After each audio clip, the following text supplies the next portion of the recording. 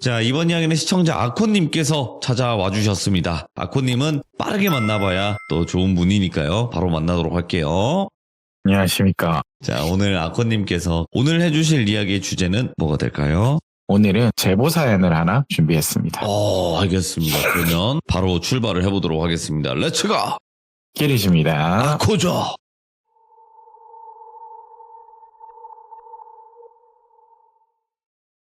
자, 여러분들 오늘 사연은요. 직장 동료의 지인으로부터 제보를 하나 해주셔서 준비를 했거든요. 이 주인공분의 나이는 가명으로 1988년생이신데 지혜씨라고 얘기를 하겠습니다. 예. 초등학교 때부터 쭉 친하게 지내온 친구들이 있었대요. 일명 자체 사공주파라고 하는 찐친들이었다고 하는데 학창시절 나고 자랐던 이 시골에서는요. 초중고는 다 함께 나올 수밖에 없어요. 뭐 전교생이 얼마 없다 보니까 시골임에도 불구하고 이 4명의 친구들은 그 지역에서 유복하게 좀 자라셨대요.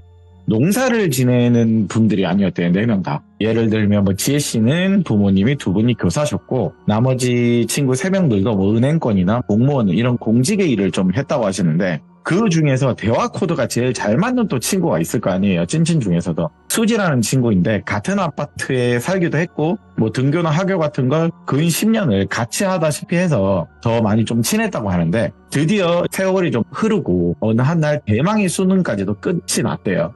옆에 있는 친구 수지가 말하기 야 학창시절 뭐 20년 가까이로 우리 같이 지내지 않았냐. 대학으로 인해서 다 따로 갈 길 가는데 조금 서운한 마음이 든다. 이 마음을 참 뭐라고 표현하냐. 이렇게 학창시절 다 같이 지냈는데 대학은 다 따로 가다니. 나머지 3명의 친구들한테 그런 넋두리로 하소연을 했는데 야 우리 우정 변치 말고 먼 훗날에도 또 몇십 년이 지나도 우리 꼭 친구 유지하는 거다. 그러면서 당시 순은으로 된 우정링을 크고 투박하게 만들어서 선물을 줬대요. 수지씨가 나머지 3명 친구들한테 우정링을 선물했다는데 근데 반지가 이 여성분들이잖아요. 어찌나 크던지 크고 투박하다고 얘기를 할게요. 좀 여성분들이 끼고 다니기에는 좀 남자 조폭들 큰 금반지 같은 거 있죠. 이상한 거 달린 거 있잖아요. 루비 같은 거. 근데 이 우정링은 그 정도보다 더 크고 엄청 투박한 은반지였대요. 이니셜은 박혀 있는데 그러니까 쉽게 말해서 여성들이 끼기에는 좀 뭐한 거죠. 그래도 친구가 준 뜻밖의 선물이니까 나머지 친구들도 너무 고맙다고 그래 우정 변치 말자고 그렇게 세월이 또 흘렀대요. 이게 일단 첫 번째 두서거든요. 그렇게 또 세월이 많이 흐르고 대학교와 직장은 각기 다른 지역에 근 또 10년 가까이 세월이 흘렸대요. 그 사이에 가끔 얼굴도 보고 모임 같은 거 했을 거고 여행도 1년에 뭐 한두 번은 만나서 다녔다고는 하는데 그러다 20 후반 30이 바라볼 나이 결혼 정년기에 접어들 쯤에 여기서 좀 안타까운 소식이 하나 들렸대요. 사공주파라고 했잖아요. 4명의 친구. 그중 친구의 한 명이 불의의 사고로 인해서 안타깝게 하늘에 별이 되는 부고가 들려왔대요. 오래간만에 장례식장에 친구 3명이 제외하면서 슬픔을 나누는 거죠. 이야기를 나누는데 대뜸 수지씨가 뭐 하늘로 올라간 친구가 희선이라고 표현할게요. 희선이한테는 미안하지만 혹시 니들 그거 기억나냐? 우리 고3 수능 끝나고 내가 겨울방학에 우정링 내가 그거 준 거 너희들 다 잘 가지고 있지. 그렇게 말을 수지씨가 하는데 주인공인 지혜씨는 당시 솔직히 시간도 이제 많이 지나고 뭐 어디 짱 박혀서 놔뒀는지 사실 기억이 잘 안 났대요. 가물가물했대요.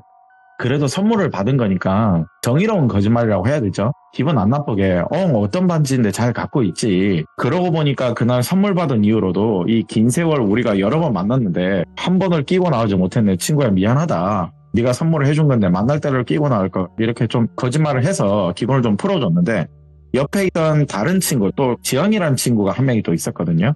그 친구가 또 입 열게 그 은반지 나도 기억난다. 난 여전히 가지고 다니는데 그러면서 가방 한쪽에요.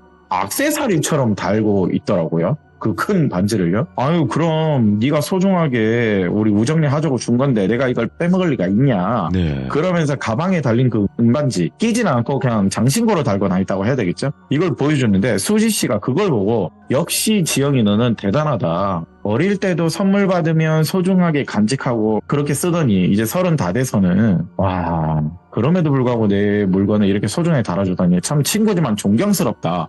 엄청나게 계속 칭찬을 하는데 옆에 듣고 있던 지혜씨는 무안할 정도로 좀 들렸대요. 왜 저렇게 칭찬을 과하게 하냐. 그렇게 지혜씨를 바라보면서 수지씨가 말하게 지혜야 여기 먼저 간 상 중에 할 말은 사실 아닌데 나는 근데 너한테 조금 서운하다. 나 너랑 같은 아파트에 살기도 했었고 본가에 부모님 만나러 내려가면 긴 세월이 지나면서도 오다 가다 너랑 자주 마주쳤는데 너 반지 끼는 거 한 번도 본 적은 없다.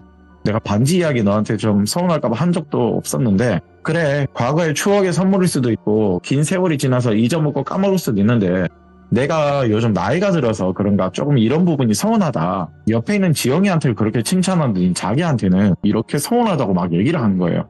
당시 여기는 뭐 장례 시기죠. 장례 도중이잖아요. 그렇게 훅 들어오던 얘기를 하니까 또 너무 서운하다고 말하니까 지혜씨 입장에서는 무조건 사과할 수밖에 없었대요. 아 미안하다고 정말 미안하다고 네가 그렇게 서운한 줄은 몰랐다고 따지고 보면 나도 긴 세월 동안 너한테도 선물을 많이 했는데 지들도 잃어버렸다니 버렸다니 그런 소리 많이 들었는데 얘가 나한테까지 이렇게 서운하다 하는 게 나름 좀 서운했대요. 사실 지혜씨는요. 지나고 보니까 왜 내가 그때 사과를 계속했는지 모르겠으나 그날 분위기는 따지기보다는 사과를 하면서 좋게 끝냈다고 지영이가 잘했다고 일단 다독여 주더래요. 예.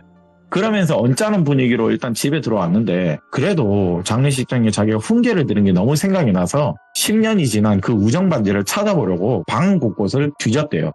막 반지가 어딨나 막 찾고 있는데 이게 뭐라고 오늘 그런 소리를 들었을까. 아이고 그 반지를 드디어 찾았거든요. 그런데 반지를 거의 10년 만에 보면서 문득 생각이 하나 나더래요.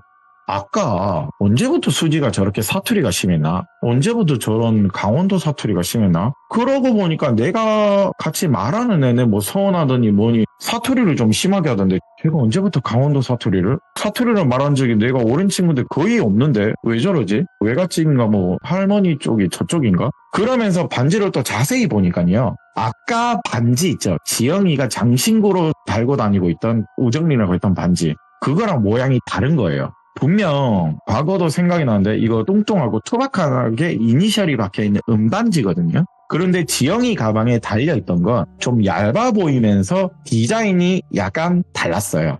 얘가 따로 반지를 튜닝을 한 건가? 이런 생각을 하면서 그날 대수롭지 않게 넘겼대요. 그렇게 이틀 뒤 마지막 가는 길 보내줘야죠. 발인날이 다가왔거든요. 마지막으로서 친구를 떠나보내는 화장터에서 이 세 명이 다시 만나서 눈물을 흘리면서 친구를 배웅하는데 가방 안쪽에 달린 지영씨 반지를 보니까 일단 화장 중이었어요. 기다리고 있거든요. 가방 안쪽에 달린 지영씨 반지를 보더니 역시나 달랐대요. 그래서 지혜씨가 지영아 너 근데 이 반지 우리 고등학교 때 우정링으로 받은 반지 맞냐고 수지씨가 없는 틈에 그걸 얘기를 했는데 응 맞는데 왜?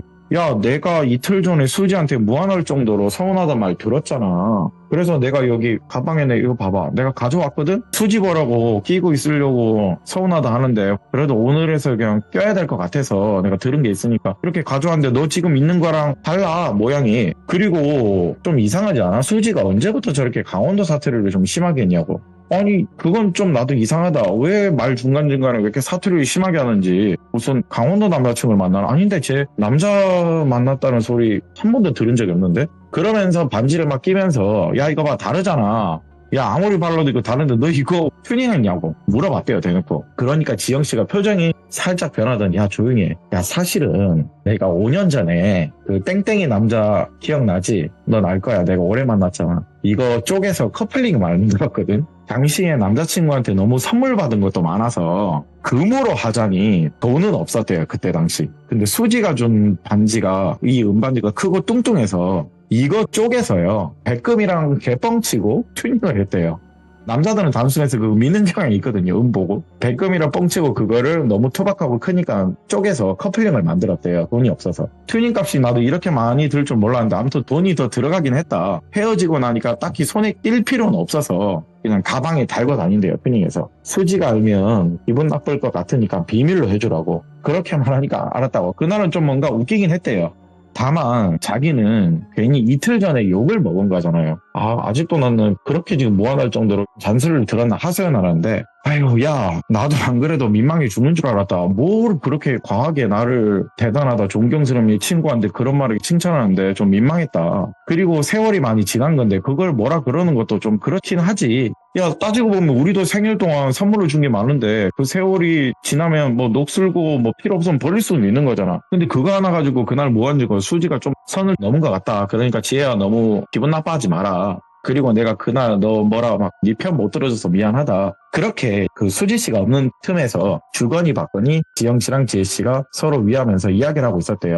이제 곧 화장 시간이 끝이 날 시간이 다가오는데 저 건너 쪽에서요. 갑자기 수지 씨가 급하게 뛰어오면서요. 지혜 씨를 바라보면서 야, 말도 안 돼. 이게 뭐야? 말도 안 돼. 너 이거 말이 돼? 야, 말이 돼? 이런 놀란 표정을 지으면서 지혜 씨를 노려보면서 얘기하는데 대뜸 뛰어와서 수물떡거리면서 무슨 말이냐고. 그리고 너 왜 이렇게 땀을 흘려? 왜 이렇게 뛰어와? 걱정을 해주는데 야, 됐고 나 지금 미안한데 먼저 간다. 미안하다. 친구 마지막 길 봐야 되는데 못 보고 갈 것 같다. 지금 급하게 다른 일이 좀 생겼다. 그러면서 갑자기 가버리대요. 그 화장터를 떠나버리대요. 그렇게 남은 친구 지영 씨랑 지혜 씨는 마지막 친구의 길을 배웅하면서 돌아오는 길에 기분도 좀 그런데 뭐 파전에 막걸리 한잔 할래? 지영아 이러면서 둘만 다리를 잡고 술집에 앉아서 먼저 간 친구의 그리움을 가슴에 묻으면서 눈물 흘리면서 술 먹고 과거 이야기하면서 웃고 울고 시간을 때우고 있었대요. 그러다가 전화 한 통이 걸려왔는데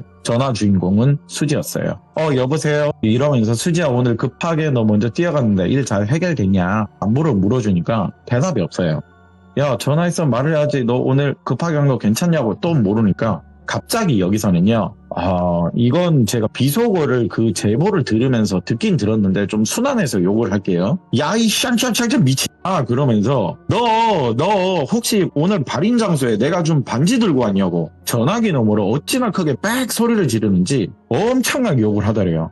가게에 있던 지영씨, 지혜씨는 그대로 얼어버렸대요. 스피커폰이었다고 표현을 하자면 평소에 욕도 잘 안 하던 친구가 그렇게 상스럽게 욕을 다다다다다다 거리는데 야 진정하라고 너 왜 이렇게 갑자기 욕하냐고 야 기분 나쁘다 야 선 넘지 마 그러면서 이제는 뭐 욕하면서 서로 싸우고 있는데 네가 이틀 전에 치과에서 혹시 몰라서 오늘 가져왔는데 뭐가 문제되냐고 그리고 지영이도 항상 액세서리를 가지고 다니는데 왜 나한테만 오늘 전화해서 욕하고 지냐고 막 서로 또 쏘아붙였대요. 지혜씨도 하도 욕을 듣다 보니까 이제는 다다다다 본인도 따져 묻는데 자기 말을 무시하면서 되레 또 욕을 하면서 왜 장례식이 그걸 들고 와서 내 일에 초를 치고 있냐고 야 이 미친아 그러면서 이제는 통곡을 하더래요. 갑자기 욕하다가 통곡하고. 근데 여기서 좀 이상한 게 야 근데 너 좀 이상한데 내가 이거 반지 들고 왔다고 너한테 말한 적도 없는데 이거 반지 들고 온 거 지영이밖에 모르는데 너 그거 어떻게 알았어? 그리고 너 갑자기 말투도 왜 이래? 너 안 하던 이상한 사투리는 뭐야? 야 수지 너 어떻게 알았어? 내가 반지 든 거. 이렇게 되레 물어봤대요. 맞잖아요. 반지를 들고 다 말한 적이 없거든요. 그런데 여기서 전화기 너머로 하는 말은 너 때문에 닫고 했다고. 너 때문에 닫고 했어. 그러면서 전화를 뚝 끊어버린대요. 막걸리 마시고 있던 그날의 지혜씨와 지영씨는 이게 도대체 무슨 상황인지 서로 얼굴을 보면서 막걸리 잘 먹다가 뭐야 이러면 서로를 쳐다보며 그날 너무 기분이 더러워서 그냥 각자의 집으로 헤어졌대요. 술맛 떨어진다면서. 기분이 찝찝한 채로 하루가 지나 며칠이 지나도 수지한테는 별말도 사과의 연락도 없었대요. 그래서 시간이 좀 지나서 지영씨한테 전화를 해서 너한테는 연락 온 거 있냐 하니까 아니 나도 기분이 엄청 나쁜데 연락은 없었다고. 왜 우리한테 울면서 며칠 전에 그런 미친 발광을 했을까? 나도 도저히 이해가 안 된다. 뭐 당연히 지혜 너는 더 이해 안 되겠지. 뭐 그렇게까지 그걸 욕을 먹어야 하냐. 또 이렇게 전화기 너머로 서로 대화를 주고받았대요. 그러다가 지혜 씨한테 전화 한 통이 걸려오는데 모르는 번호이긴 하지만 일단 그 전화를 받았대요. 그 전화에는 어떤 할머니 목소리였거든요. 근데 여기서는 제가 뭐 연기 톤으로 말하자면 혹시 우리 손녀 친구 지혜라는 친구 맞는지요? 할머니가 말을 하길래 네 어르신 제가 지혜라는 사람은 맞는데 혹시 손녀 이름이 어찌 되나요? 누구세요? 말할까? 우리 손녀 이름은 수지인데 내가 전화를 제대로 하긴 했구만. 수지 할머님이시구나. 어쩐 일이세요? 라고 이렇게 전화를 주셨냐 말을 하니까 얼마 전에 우리 수지랑 뭐 지혜 양이 심하게 싸웠다고 들었는데 맞냐? 내가 좀 긴히 할 말이 있어서 좀 그런데 시간이 되면 만날 수 있는가? 할머니께서 천천히 차분하게 말을 해주시는데 예. 아 그러시냐? 할머님 수지랑 싸운 건 맞는데 애들 상황이니까 저희가 알아서 잘 풀면 되니까 너무 걱정하지 않으셔도 됩니다. 지혜 씨가 정중하게 말씀을 드렸대요. 아니 그게 아니라 이게 좀 내가 중간에 할 말도 있고 그런데 미안하이 시간이 안 나더라도 꼭 봤으면 좋겠는데 요즘 젊은이들 가는 그런 커피숍 같은 데 있는데 요 번호로 내가 문자 하나 넣어주면 내가 우리 딸이랑 갈 테니까 부탁하이 우리 손녀 아가씨 차분하게 말을 하시길래 그럼 이날 괜찮으시면 볼 수 있을까요 해서 지혜씨가 허락을 해서 만나게 됐대요. 그렇게 수지 할머니와 그 시간대에 만나게 됐는데 수지 고모로 보이는 아까 따님과 온다고 했으니까 수지 고모겠죠. 수지 씨 고모로 보이는 분과 할머님이 두 분이 같이 오셔서 인사를 하는데 솔직히 지혜 씨 입장에서는 그 전에도 마찬가지로 그냥 친구끼리 이상한 상황으로 싸운 거잖아요. 이렇게 부모님도 아니고 할머님까지 와서 이렇게 화를 풀어주려고 하나. 그리고 대뜸 연락 오셔서 할 말이 있다고 하니까 궁금하기도 하고 좀 이상했대요. 부모님 말고 웬 할머니인지 이런 거 있죠. 먼저 지혜씨가 수지는 잘 지내고 있는가요? 몇 달 전에 장례식당에 보고 난 이후로 요즘 SNS라는 게 있거든요, 할머니. 요즘 젊은이들 하는 이런 메신저나 뭐 SNS 같은 이런 인터넷에도 많은 모임 같은 건데 여기에도 탈퇴를 했더라고요. 사진도 그렇고 다 안 보이더라고요. 잘 지내고 있는가요? 먼저 말꼬를 지혜씨가 트여줬대요. 네. 근데 할머니 거기서 거리면서 저기 지혜 손녀 친구 일단 이거 좀 받고 그러면서 뭔가를 꺼내주시는데 파란색 복주머니예요. 엄청나게 많은 금반지, 금열쇠, 금두꺼비, 금장신구 같은 게 엄청나게 많이 들어있대요. 꽉 채울 정도로. 손으로 들어봤는데 무거웠대요. 지혜씨 입장에서. 뭐가 묵직하게 금들이 가득 들어있는데 헐 이게 뭔가요? 파란색 복주머니 이게 뭔가 할머니 금이 왜 이렇게 많아요? 이걸 왜 저한테 주세요? 이 얘기를 하니까 내가 이거 우리 요 아가씨한테 줄 테니까 꼭 내 얘기를 들어줬으면 한다. 그러니까 한번 들어봐 줄 수 있냐? 아니요 할머니 이거 안 주셔도 된다고. 뭔지 몰라도 일단 만났으니까 이야기는 듣는데 할머니 저 이거 부담스럽다고 이거 안 주셔도 된다고. 이거 그 손녀 수지 갖다 줘야지 왜 절 주냐. 지혜씨가 거절을 했대요. 상당했대요. 지금으로 치면 어마무시하죠. 금값이 지금 비싼데 옆에 있던 수지 고모로 보이는 분이 저기 미안한데 그냥 내가 얘기하려는데 엄마가 말이 너무 느려서 그런데 저기 미안한데 수지가 오래된 친구가 3명 있다고 들었다. 얼마 전에 친구 하나 세상을 떠났다고 하는데 그럼 수지한테 남은 친한 친구는 2명이지 않느냐. 여기 앞에 지혜씨 그리고 또 지영씨랬나? 맞나? 예 맞아요. 저희가 사공주였다고. 우리 수지가 말을 안 해서 그런데 지금부터 듣는 건 지혜씨가 믿고 안 믿고는 본인이 판단을 해야 한다. 자 여기서부터 본론입니다. 고모님이 빠르게 얘기해 주시는데 혹시 우리 수지 남자 사귄 거 본 적 있냐? 그 말을 하니까 안 그래도요. 지혜씨도 그렇고 하늘의 별이 된 희영씨도 그렇고 지금 얼마 전 만난 지영씨도 그렇고 친구들이 다 의아해한 게 있었어요. 수지씨 외모가요. 저는 사진 봤습니다. 그날 사진을 다 봤는데 4분 다 외모가 뛰어난데 수지씨 외모가 엄청 예쁘더라고요. 그리고 공부도 제일 잘했대요. 4명 중에. 모든 게 뛰어나고 이제 30 가까이 됐거든요. 이분들이 그 당시로 치면. 안 그래도 30 넘도록 수지야 너는 30 다 돼가는 너는 왜 남자를 하나도 안 만나냐. 그렇게 눈이 높은 거냐. 야 이 기집애야 우리한테는 말 못할 게 뭐 있어. 왜 남자도 안 만나고 우리 다 연애할 때 너는 왜 이렇게 혼자 있냐. 이렇게 친구들도 수지한테 얘기를 많이 했대요. 근데 거기서 항상 수지의 대답은요. 지금은 혼자가 좋은데 일하면서 나 할 거 하고 즐기는 게 좋지. 지금은 30 다 돼가도 난 별 생각 없다고. 항상 그게 답이었대요.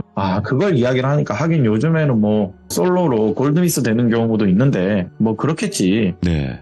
그런데 그 말에 고모님께서 말하길 사실 그거 이유 있다고. 아마 친구들은 분명 몰랐을 거라고. 이 수지가 귀것을 본다. 그것이 유치원 시절에 상당히 까불거리고 활동적인 애였는데 어느 날 이상한 굿판 가서 음식 집어먹고 거기서 한참을 놀다 와서 붙어 온 것 같다. 추정으로는. 그 당시는 대수롭지 않게 넘긴 일이 그날 나는 그 일이 나게 분명하다고 생각한다.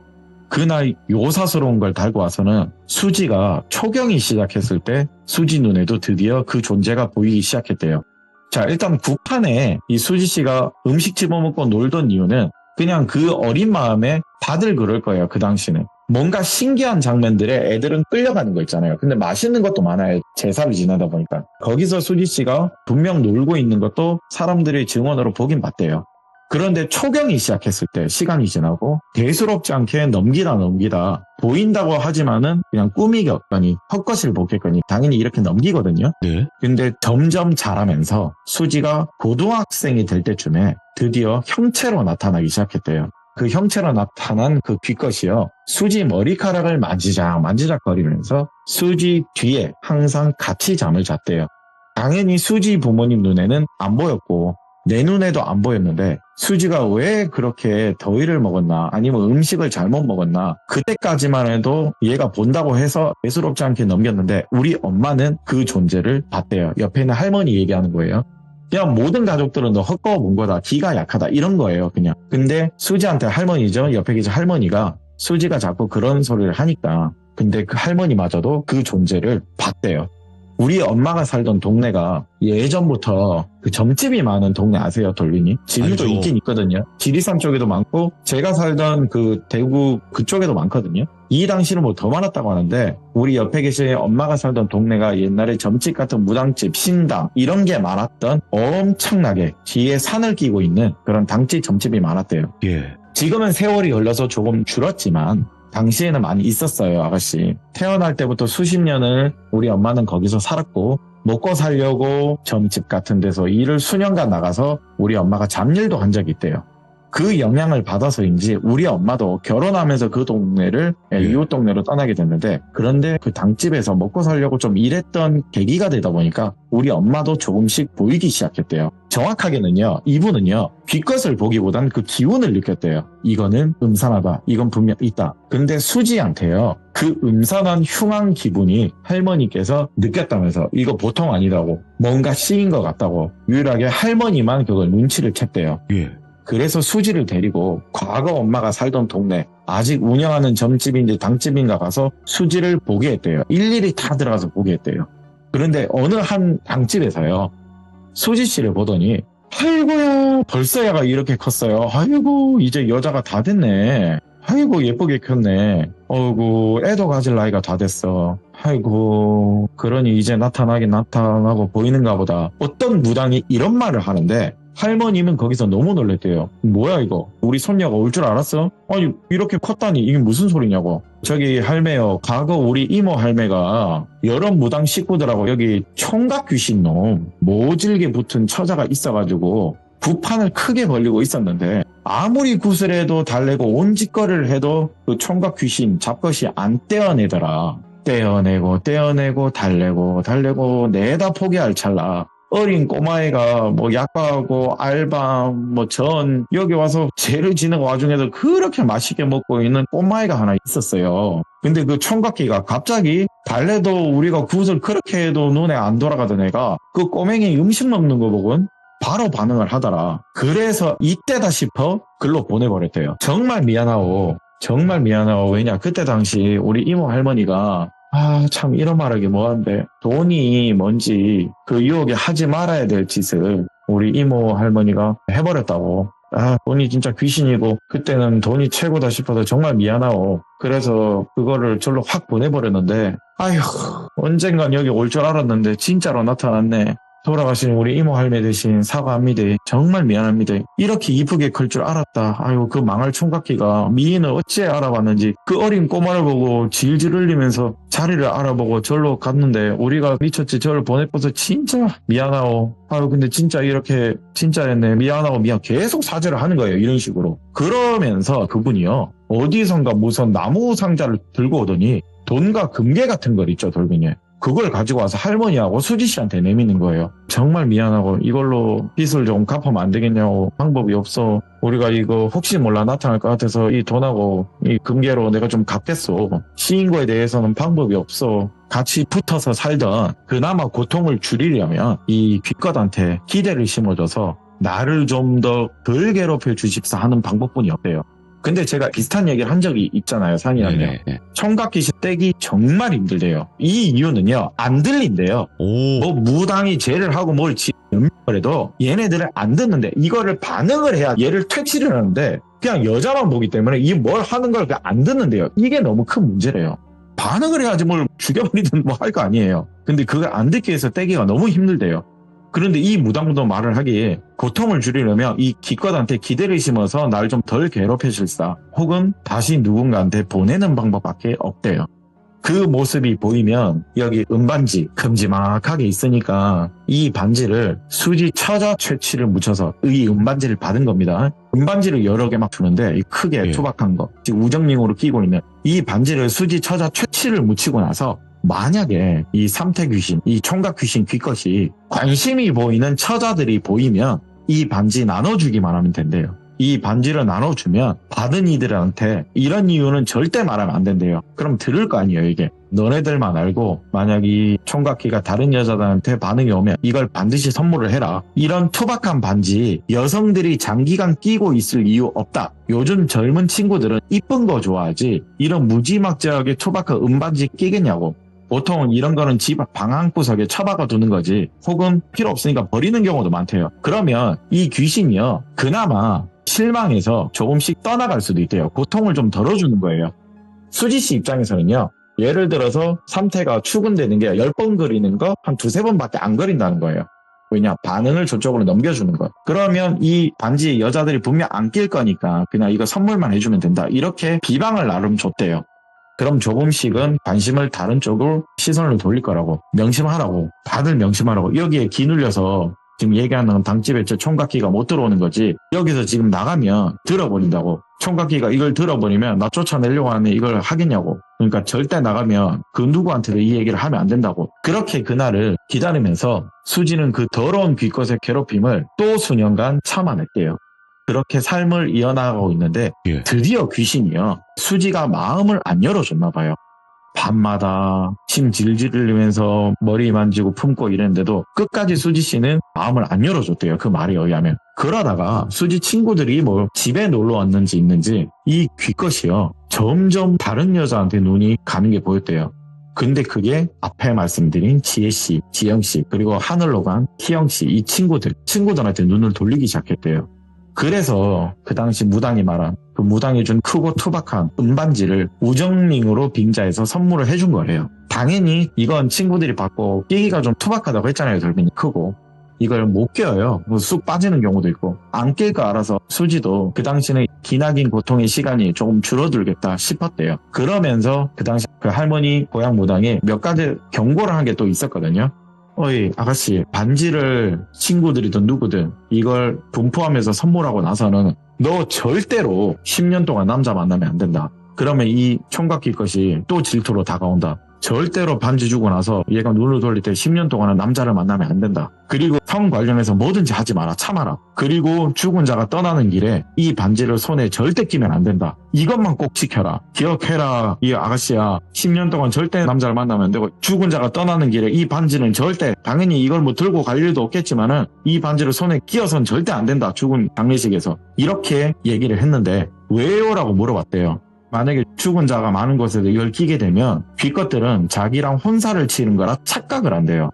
예. 큰일 난대요. 네 최치도 묻어있고 이걸 끼워버리면 야가 착각할 거 아니가. 그러면은 너를 떠나는 경우도 있지만 다른 곳에 가서 또 그 고통이 배가 되는 거 아니가. 절대 끼면 안 된대요. 이런 것 낄 상황이 당연히 안 나올 거래요. 다시 말하지만 크고 투박한 은반지예요. 끼면 남자들도 헐렁헐렁해서 빠져요. 당연히 들고 다니는 용도도 힘들죠. 방구석에 처박혀 두는 거예요, 그냥.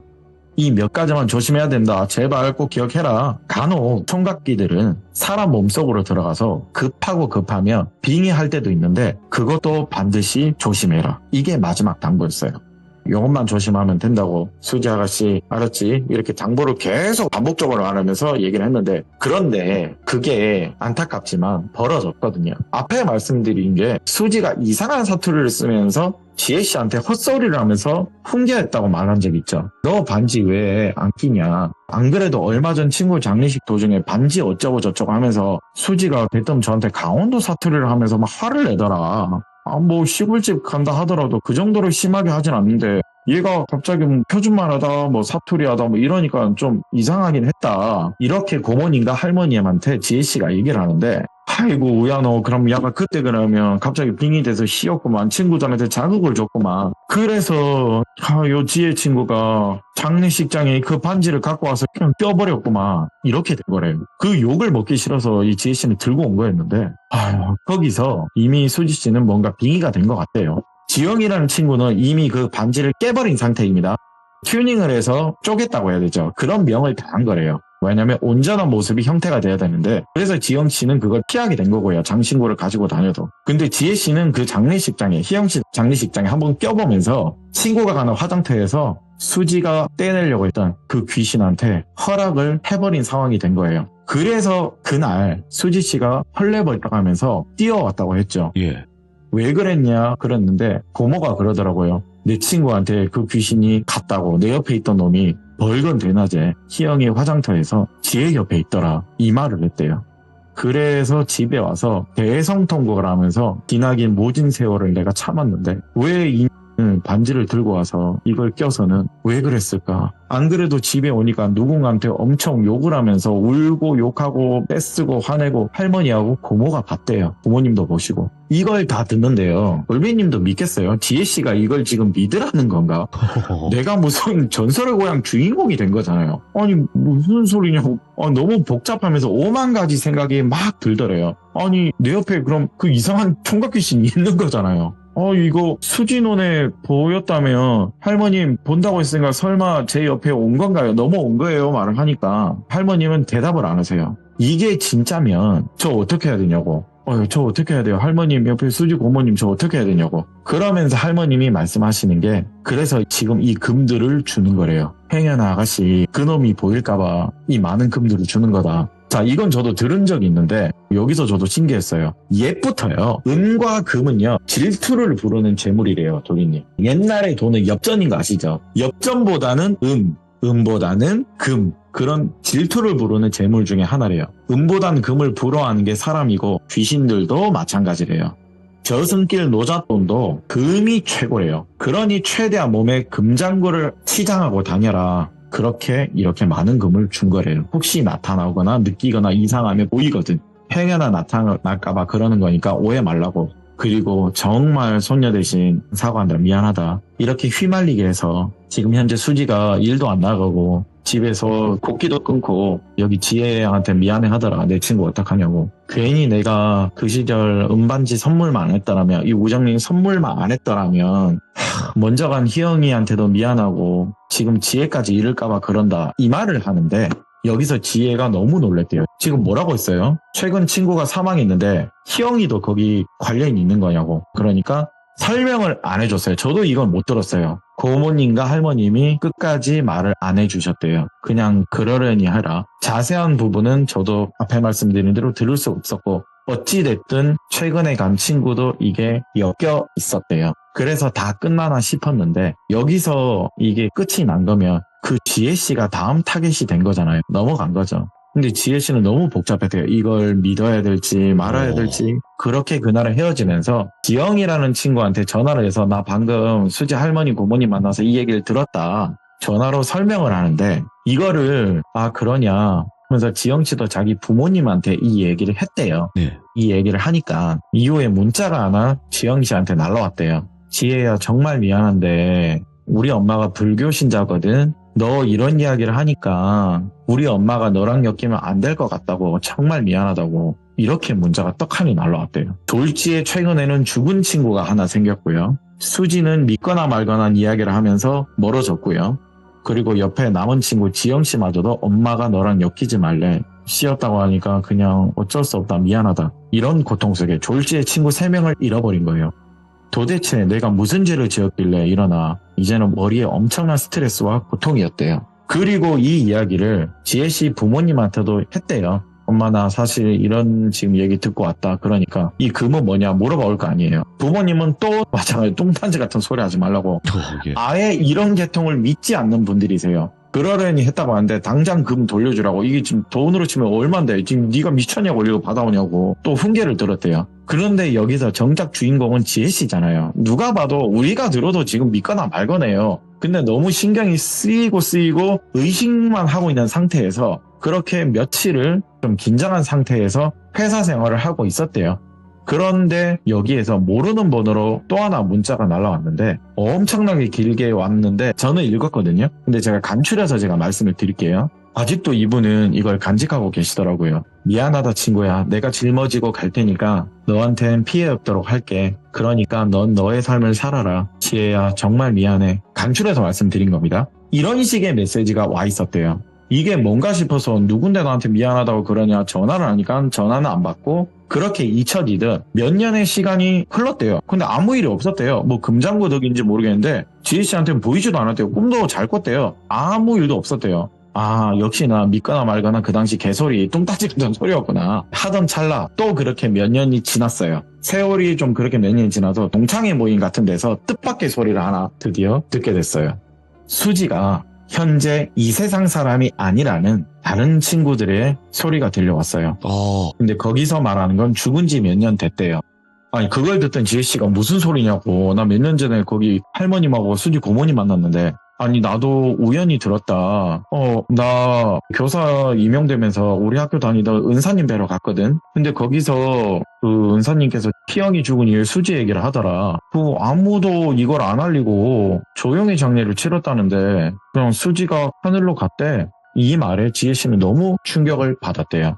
이게 무슨 일인가? 그럼 이 그때 받은 문자 이거 뭐지? 뭐만 생각을 들면서 궁금하니까 수소문을 했대요. 당시 만났던 수지 고모님을 만나게 됐대요. 수지 하늘로 갔다고 들었는데 근데 거기서 고모님이 하시는 말씀이 이미 할머님은 돌아가셨대요. 너무 충격을 또 한 번 받았대요. 어느 한날 수지가 수지 부모랑 할미랑 고모이 나한테 요상한 얘기를 하나 하더라. 뭔가 각오를 한 것 같은데 우리의 사고로 그 친구 하나 희영이라는 그 친구 가가 죽고 난 이후에 청각기가 나타나서 49일이 지나면 나는 네 친구 지혜 걔한테 간다고 그런 소리를 수지한테 했다더라. 49일이 지나면 난 이제 네 친구한테 간다. 네 친구가 나랑 혼례를 치르려고 죽은 네 친구 그 장터에서 내 마음을 받아줬다면서 반지를 딱 끼더라. 이런 식의 뉘앙스를 풍겼대요. 나는 글로 간다고 그렇게 수지한테 그 총각기가 얘기를 했대요. 그렇게 총각기가 수지씨한테 추근대며 찝쩍거릴 때는요. 수십 년 긴 세월을 대꾸도 안 했던 수지씨가 드디어 울분을 토하면서 내 친구 지혜 건들지 말라고 제발 그러지 말라고 얼마 전 너 하나 때문에 한 명도 가지 않았냐. 그렇게 고통 속에 친구 하나 갔는데 또 그렇게 되면 또 잘못되면 갈 수도 있지 않느냐. 내가 책임질 거니까 너 절대 가지 말고 그냥 내 곁에 있어라. 마음에도 없는 소리 하면서 엄청나게 그 총각기를 달랬대요. 내 분에 못 이겨. 내 친구한테 나는 그날 욕까지 했다. 그것도 미안하고 죄스러운데 제발 놔둬라. 내가 네 책임질 테니까 놔둬라. 이제 내 친구 2명이나 있는 거 보기 싫다. 제발 놔둬라. 그런데 그 말을 하면서 그 요망한 귀껏한테 자기가 간 것 같대요. 그렇게 극단적 선택을 하고 유언으로 조용히 장례를 치러줬대요. 가족들 위에는 알리지 않았대요. 지혜양 정말 미안하다. 엮이게 만들려고 한 건 아니었다. 우리도 친한 동무들이 그렇게 피해를 보았는데 내가 죽은 수지 대신해서도 사과하고 정말 미안하다고. 그냥 지금처럼 평상시대로 생활하면 되고 그냥 수지는 마음 한구석에 묻고 잘 살라고. 그걸 다 듣던 지혜씨가 당시에 엄청나게 많은 눈물을 흘렸대요. 받은 복주머니의 금들은요 이후에 돌려드렸대요. 참으로 씁쓸했던 자기의 사연을 저한테 들려주는데 이걸 제가 들려주면서 산이한테 들었던 공통적인 얘기가 굉장히 많더라고요. 금과 은 이거 다 맞냐 하니까 맞대요.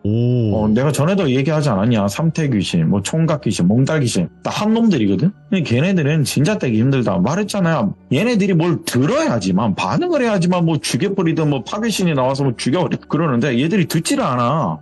그냥 아예 관심이 딴 데 있어. 그러다 보니까 불러낼 수도 없대요. 네. 정작 뭐가 있어도 얘들이 피하는 건지 떼기 정말 힘들대요. 옛부터 어른들은 이것들을 설화 속의 도깨비라고도 표현을 한대요. 이 몽달귀신 애들을요. 장난이 과해졌다. 이 도깨비의 장난이 과해졌다. 말도 했을 정도로 쟤네들은 떼기 힘들다. 계기라는 게 반드시 있어야 된다. 무슨 이유라도 있어야 되고 근데 그 계기도 만들기도 힘들고 이유도 만들기도 힘들고 반응도 만들기 힘들다. 이런 쉽지 않은 조금 마음 아프겠지만 아이고야 너 제보 받은 것 중에 참 귀한 거 받았다. 참으로 우리는 웃으면서 이야기할 수 있지만 지혜 씨는 먼저 간 좋은 벗 덕에 뭐 따지고 보면 이분 죄는 아무것도 없다만 네. 잘 벗어난 거라고 생각이 든다. 이 말을 끝으로 제가 오늘 지혜 씨의 사연을 하나 들고 와봤습니다. 야. 안타까운 사연을 제가 들고 와봤습니다. 씁쓸하네요. 또 이야기가.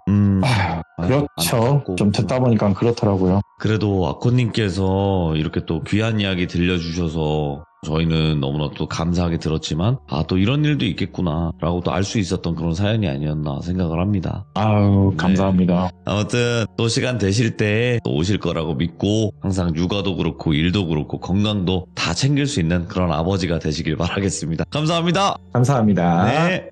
자, 아코님의 이야기도 또 많은 생각이 들게 만드는 이야기였죠. 오늘 처음 들으신 분들도 계시겠지만 아코님의 이야기를 계속 꾸준히 들어오신 분들도 계실 거예요. 하지만 처음 듣는 분들은 돌비 아코라고 검색하시면 이야기들이 정말 많거든요. 그러니까 꼭 한 번씩 들어보시길 바라겠습니다. 감사합니다.